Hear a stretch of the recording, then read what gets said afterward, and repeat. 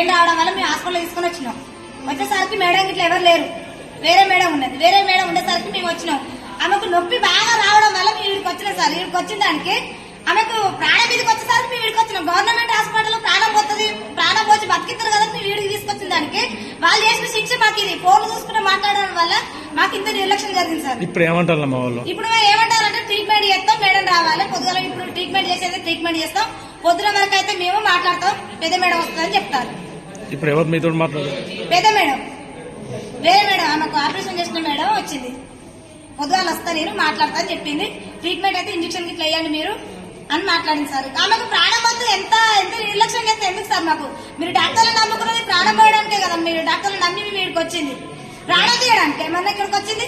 Government జీతం దేటికిస్తారు. మీరు ఇప్పుడు డాక్టర్ ఇన్ఫర్మేషన్ ఇచ్చిన డాక్టర్లు వచ్చిందా? రాలేదు, ఏ డాక్టర్ రాలే. మా నాలో ఏ మేడం, పెద్ద మేడం స్పందించలే. మాకు వేరే నార్మల్ మేడం స్పందించింది.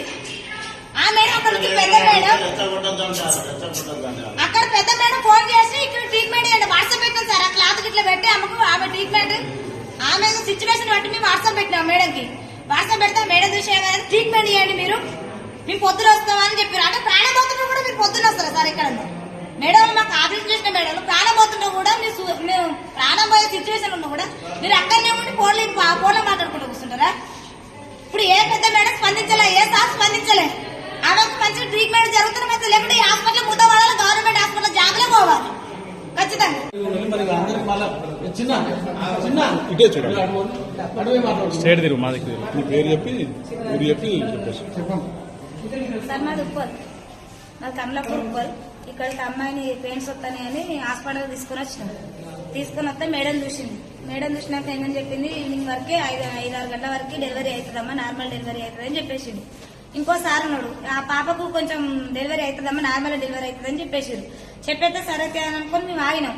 ఇంక ఇద్దరు మేడం ఉన్నారు. వాళ్ళు సెల్ చూసుకుంటేనే, మొబైల్ చూసుకుంటేనే మా పాపకు నార్మల్ చేస్తారని చెప్పేసారు.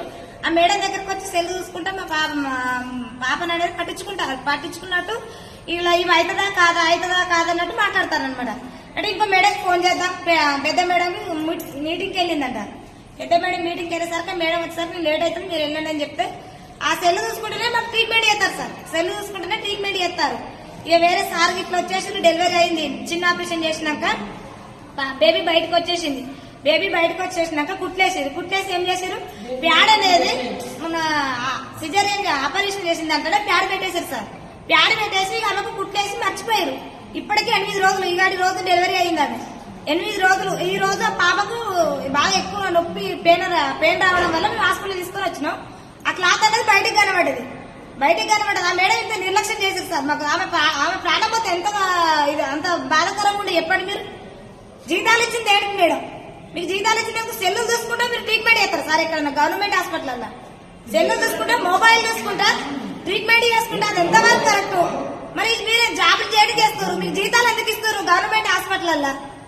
అదన్నది మాకు తెలియదు సార్. ఇప్పుడు ఆమె ప్రాణం పోతుండే ఎంత ఇబ్బంది అవుతుండే. 8 రోజులు, ఈ వాటికి 8 రోజుల కాల్చులు చాలా ఇబ్బంది పడుతుంది. ఇబ్బంది పడి ఈ రోజు నాకు నొప్పి బాగుండదని అవస్థతో చూస్తే మీరు సార్ బాగా ఆ క్లాత్ కడుపులో పోతుంటే ఇంత పెద్ద క్లాత్ సార్, ఇంత పెద్ద ముక్క ఇట్లా ఉండ జుట్టు పెట్టేసారు, పెట్టి కుట్లేసారు. మేము మర్చిపోయినాం, మేము కూడా చూసుకోలేదు.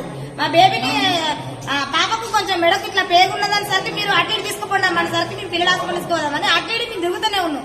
తిరుగుతుంటే ఆమెను ఆడ పడుకోబెట్టేసారు. ఇక సార్లు బయటకు వచ్చారు, ఇక మీరు చూసుకోండి అమ్మని చెప్పి కుట్లేసారు. బయటకు వచ్చేసరికి ఆమెను చూసుకుంటే మేము బేబీ చిన్న పాపను చూసుకుంటే మేము తిరుగుతాను. ఇక ఆమె దగ్గర సార్లు ఉన్నది లేదు, మేడం ఉన్నది. తర్వాత ఇంజక్షన్ వేసారు. ఒక 4 రోజులు ఇచ్చినప్పుడు డిశ్చార్జ్ చేస్తామని చెప్పారు. ఈ రోజు కాల్చని ఆమె అవస్థ పడుతూనే ఉన్నది.